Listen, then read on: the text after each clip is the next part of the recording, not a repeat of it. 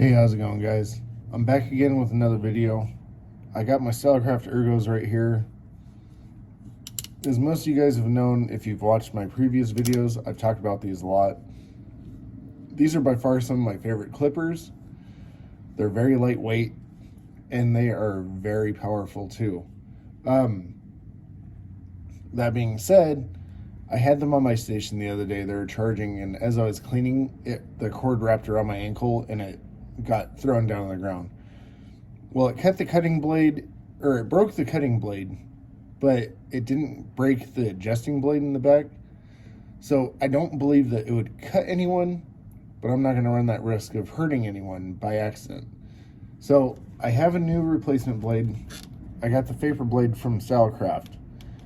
That one's going to be a hybrid blade, so it's going to be midway between a fade blade and a taper blade. So let's get into it, okay? All right, guys, let's get into this. So all we're going to really need is the screwdriver. I am going to take this opportunity to clean out the inside of my blades, or like the inside of the casing for the most part, before I switch out my new blades. Whenever I go to switch these out, this way I already have an ensured safe cleaning on the inside of this. So whenever I disinfect, there's not going to be some like surprise hairs popping out on these new blades.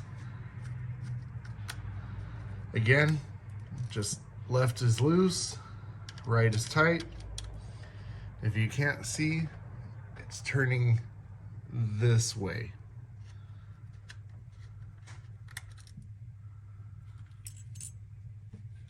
So as you can see, I've been putting these things to use here. Just taking a big brush, and all I'm doing is just taking the bulk of this hair out of here.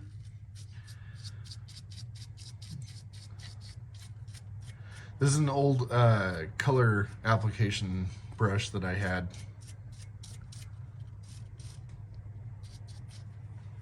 Now that I have that there, I'm going to take one of my smaller ones here. I'm going to go in and detail clean the insides here.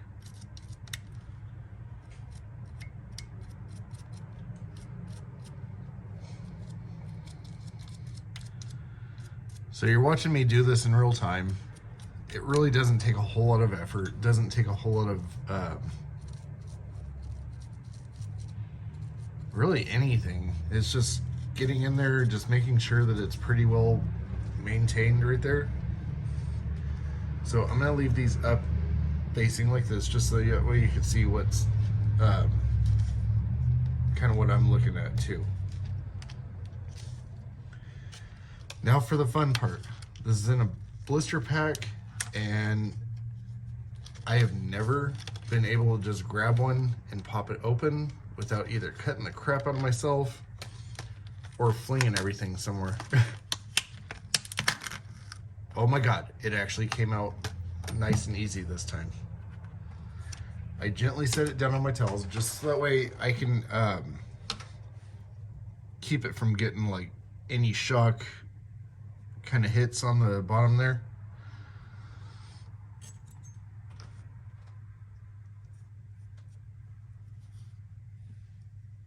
And I am looking at this, and I do believe, yep, this little white piece just transfers out of your old blade. And you can set these off to the side because the adjusting blade still worked. It was just the cutting blade was kind of messed up. So we're gonna take the time, clean this out too.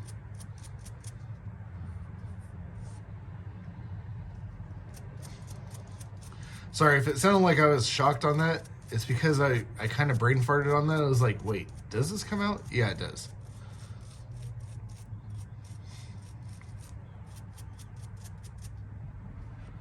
So as you see, my white plastic piece is looking white again.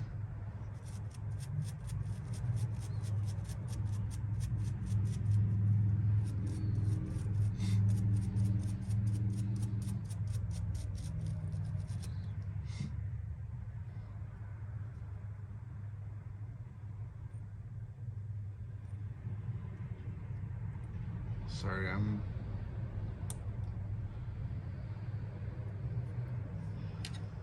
trying to make sure that I'm putting it in right.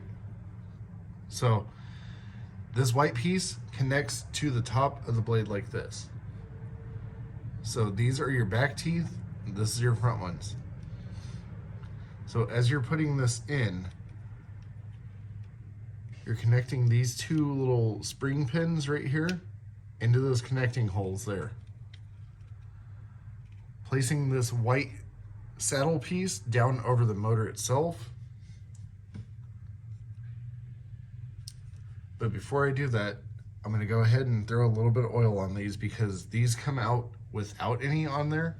So the worst thing that could happen is that your blades start to overheat and it burns your clients, or it could also shorten the life of your blades. So I put a good bead across the blades itself and the back piece right here, because I know that's where most of the friction is going to be at. So now, taking this, I am just flipping this over. Now I'm just setting my screws back in. I'm gonna set one in first, and I'm just lightly getting it in, so that way I don't have to worry about the spring snapping up and blowing this all apart here.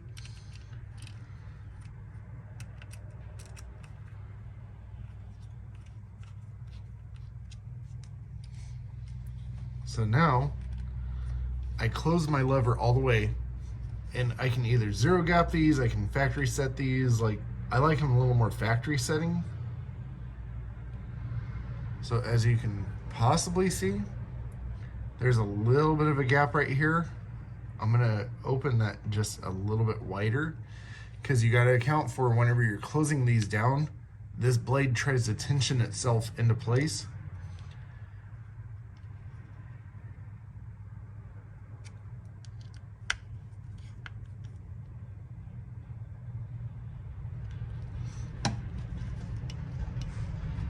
And now I have this all switched out. So like I was saying, I can clean this back piece off right here, because as you can see, all the teeth are still intact. If I don't like the way that this blade feels, or I feel that it's not working the way that I want it, I can always just switch it back over to this one, which is the original standard blade. And if you can look closely, you can see what the difference is. So see how it's got the exact same shape for the most part, but this one has a little more of these kind of grooves coming all the way back. This is going to be more for like what you actually need for tapering and fading. But that is it for this. So I hope you guys enjoyed. I hope that you guys learned something on this, and I hope that this will help you guys whenever you guys are trying to reassemble your blades. A lot of the Stylecraft ones are spring loaded. So like I was showing you guys, hold it down with your thumb, use your free hand to drop one of the screws in. I mean, wrong screwdriver, but you're gonna just twist this down enough to where it's not gonna go popping out on you. And as soon as you do that, get your other one in, adjust your blades, and then just tighten it all the way down. That is it. There's nothing special, nothing crazy about this video, but hopefully it helps you guys in the long run. So check out my following videos coming up, and enjoy your day, guys.